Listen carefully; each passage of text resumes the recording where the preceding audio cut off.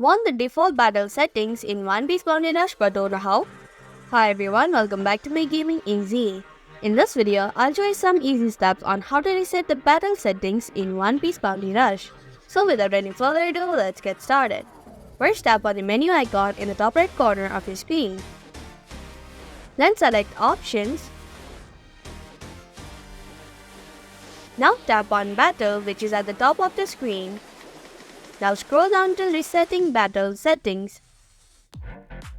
Below it, there is Reset Battle Settings button. Tap on it. Now tap on OK button.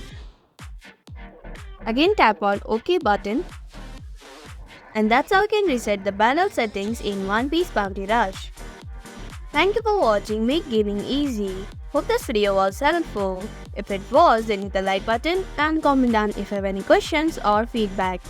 Also, if you're new to our channel, subscribe and hit the bell icon so that you don't miss upcoming videos.